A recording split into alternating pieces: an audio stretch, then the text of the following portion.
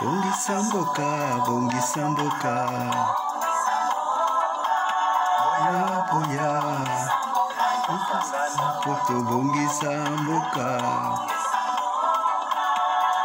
Mboka. Libana ya tata, tata moko. Mboka. Ino nana. West. Boya, boya. Nzambe. Bongisa mboka. Sangana poto bongisa mboka.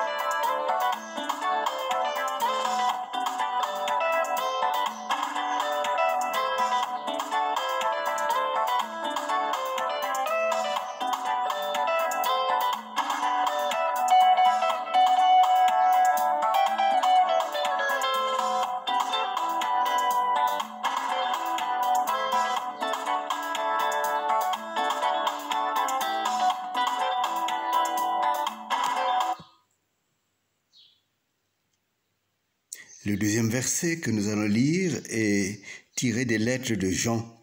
Et c'est des lettres de l'apôtre que Jésus aimait beaucoup, à qui il a fait beaucoup de confidences, y compris même après son départ, ce qui a donné le livre de l'Apocalypse, Apocalypto, qui est la révélation. Ce n'est pas l'Apocalypse comme on le dit, on le pense dans le monde, mais c'est des révélations, le livre des révélations. Et donc la troisième épître de Jean, qui est une petite épître, c'est pas très long, très grand.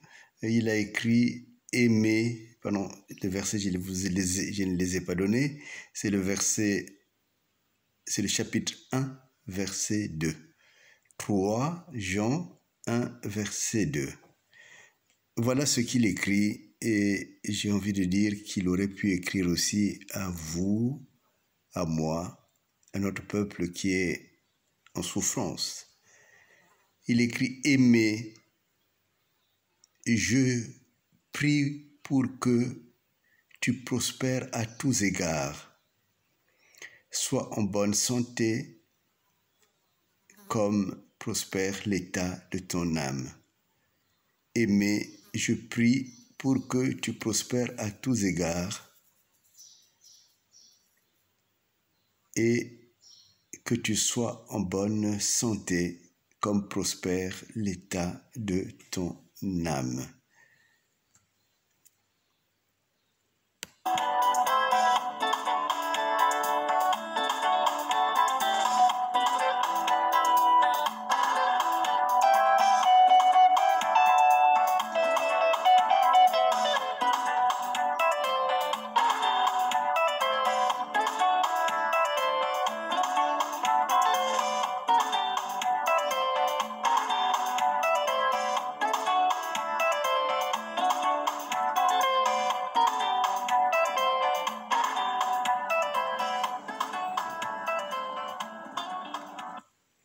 Les mercenaires sur place au Congo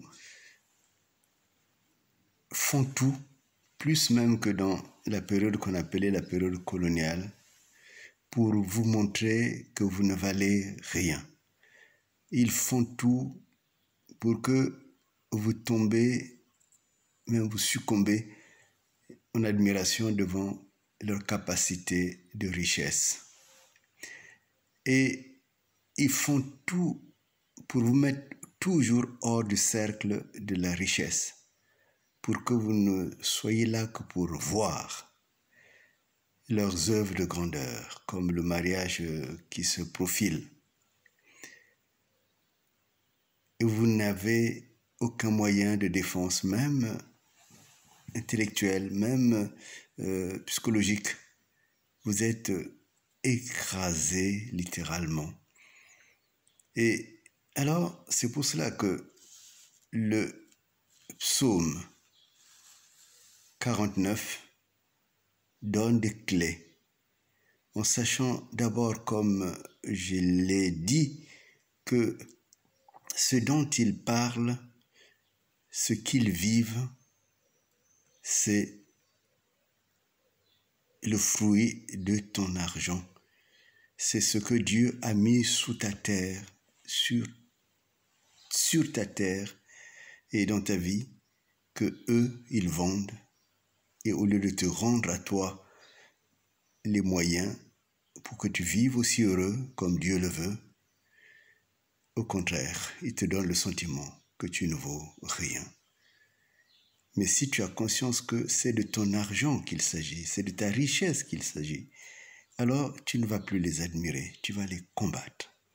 Si tu as conscience que l'argent qui les fait rayonner dans le monde a été volé, tu ne vas plus les admirer.